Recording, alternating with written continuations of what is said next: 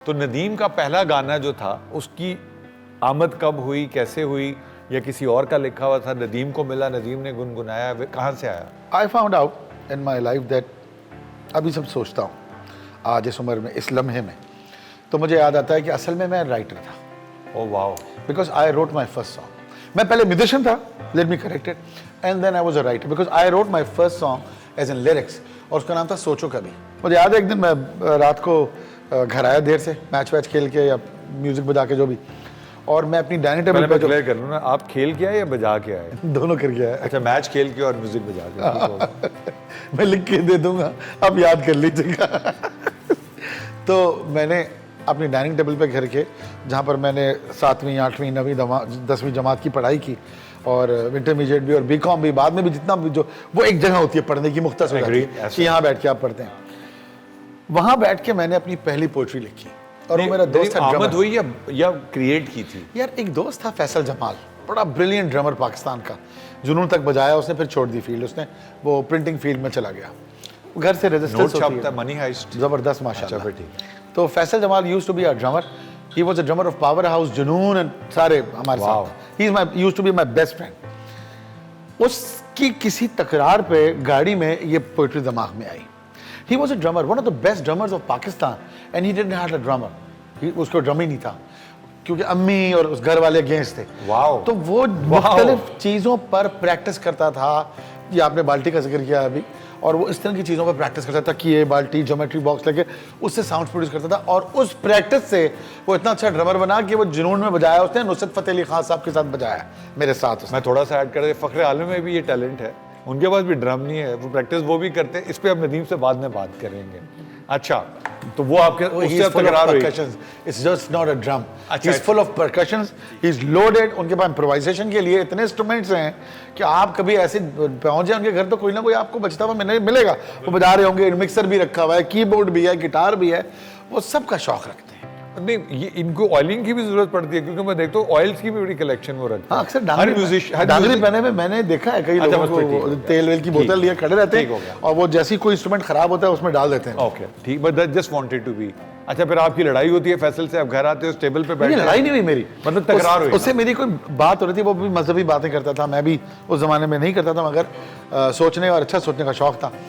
तो फैसल से जो भी मेरी बात हुई उसका आउटपुट था वो, I dedicate this song to Faisal somehow। पता नहीं उसको पता भी होगा कि मैं उसके बारे में बात हो रही है नहीं, वो देखता नहीं है, ये सब बिल्कुल मुख्तलिफ हो गया। हम इंश्योर करेंगे कि व्हाट्सएप की गंदी वीडियोस के अलावा उसको ये भी तो मैंने आके गाना लिखा, जिए किसके लिए सोचा कभी, मकसद है क्या इस हयात का, पूरे हुए हैं सब वो वादे क्या जो कल किए थे अपनी ज़ात से, क्या जी रहे हो तुम बेमानी ज़िंदगी, सोचो कभी सोचो कभी। What was the age? This is क्या जी रहे हो तुम बेमानी जिंदगी, दिस इज सीरियस थॉट। सोचो कभी। हाँ, मुझे समझ नहीं आया। मैं एक चीज़ है मेरी, बहुत लाइटर नोट का प्रोग्राम है, मस्ती वाला, मगर अच्छी बातें हर जगह कर देनी चाहिए।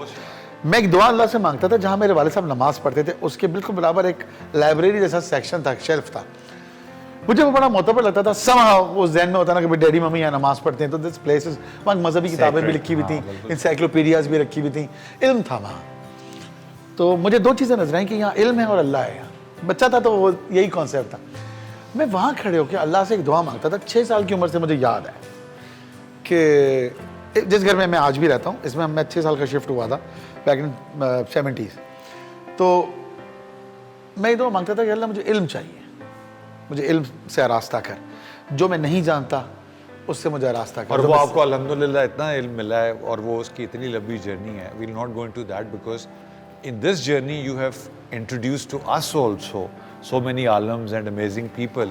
लेकिन मैं वापस वहाँ इसलिए लेके जा रहा हूँ, I want you to sing that for us। इसकी तो पहली रिलीज थी, यानी कि ये चार्ट्स में न्यू एंट्री में गया, और वो प्रोग्राम चलता था म्यूजिक चैनल चार्ट्स, बाद में उसको मैं, फखर और नदीम काज़मी और आप, हम सब लोग भी मिलके करते रहे। और इस बहुत इन पिछले 100 सालों के जो नाम लिए जाएंगे बड़े बड़े इवेंट्स का, उसमें से एक है। ऐसे ही है एक रेवोल्यूशन जिसने पुराने आर्टिस्टों को भी अकोमोडेट किया। और इसके बाद मैं आपको ये भी बताऊंगा कि इस मुल्क में साजिश करके पॉप इंडस्ट्री का बेड़ा गर्क किया। बिल्कुल ऐसे ही एक चैनल बनाया गया। Well, sing that because you have insight of all of that, so I want to talk to you about। तो हाँ, ये पूरा प्रोग्राम है इसके ऊपर। तो वो प्रोग्राम, वो गाना जो था वो 5वें प्रोग्राम पे नंबर 1 पे चला गया, नंबर 1 माशाल्लाह। और it had no girl in it, no entertainment Now material you नहीं know था। why I love your music so much.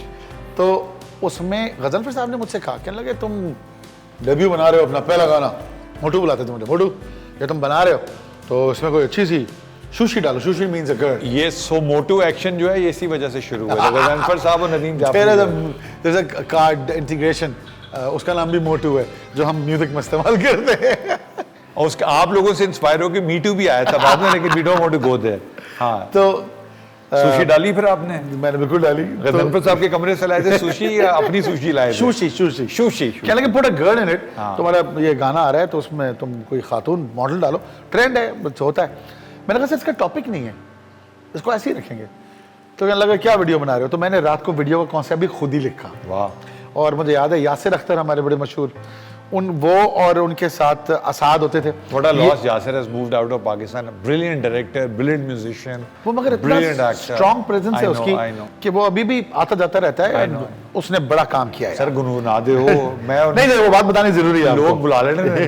हाँ, तो वो जब नंबर 1 पे गया है तो मेरे पास उस जमाने में मेल सेल्स का ज़्यादा सीन नहीं था। गजनफर साहब ने मुझे बुलाया, अल्लाह लंबी है आप गजनफर साहब को। कहने लगा यार ये गाना तो फिट हो गया तुम्हारा गाना। मैंने कहा जी। कहने लगे ये कोई लेटर्स तुम्हारे लिए आ रहे हैं, मेल्स खत आते थे। उसमें कोई साहब थे, मैं नाम भूल गया हूँ। It was a group of companies, may be 7 or 10 companies, cards attach and you know the names, the head names. Shahzad Nawaz तो नहीं था? नहीं शहजाद नहीं था, वो कोई बिग ग्रुप ऑफ कंपनीज। और सोहेल साहब नाम मुझे याद है, काश सुन रहे हो तो कभी दोबारा रब्ता कर लें।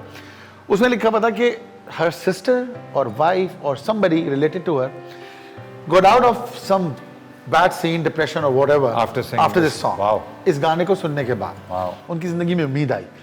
तो मैंने वो लेटर घर ले आया था। गजनफर साहब ने कहा ओ बच्चे थे हम लोग उस वक्त, अपने अब्बा को दिखाना तुमने कितना अच्छा काम किया। माशाल्लाह यार। तो वो मैं घर लाया तो डैडी ने वो लेटर पढ़ा तो I remember the ग्लेयर्स in his eyes. कहने लगे यार ये तो तुम अच्छा तुम्हारा लिखा हुआ है। मैंने कहा, कहने लगे वीडियो? मैंने कहा वही मेरी बनाई हुई है। कहने लगे यार तुम काम करो। वहां से डैडी को भी हिम्मत आई कि मैं ये काम कर सकता हूँ। माशाल्लाह। अच्छा, इस गाने की फिर इस तरह की बहुत सारी तारीफें हैं। अभी हाल ही में हमारे बड़े अच्छे व्लॉगर हैं जुनैद अकरम, उन्होंने ही मेट मी समवेयर और उन्होंने इसके ऊपर एक बड़ी अच्छी बात बोली है, वो आप लोग भी चाहे तो एक्सपीरियंस कर सकते हैं। He said 3 songs that changed his life, 3 songs that अब वो जाके YouTube पे लिखें 3 songs that changed my life, ये लिखेंगे जुनैद अकरम का वो व्लॉग, तो उसमें मेरा गाना भी आ जाएगा। उसमें मेरे गाने के बारे में बड़ी लंबी बात हुई भी है। तो बहरहाल ये बताना था मुझे, और भी बहुत सी बातें, मगर अगर अब मैंने तीसरी बात बताई तो आप मुझे कहेंगे कि आप शुक्रिया आपका, और इंटरव्यू में आपके इस गाने से आप उम्मीद से देखें, हम सब हैं, आपका सुना देगा। ऑलराइट, सोचो कभी जिए किसके लिए सोचा कभी,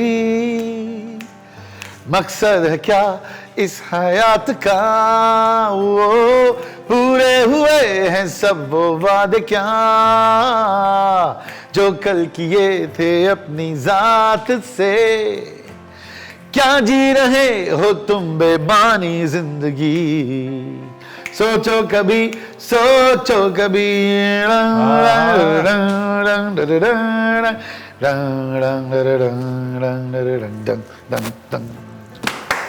Thank you.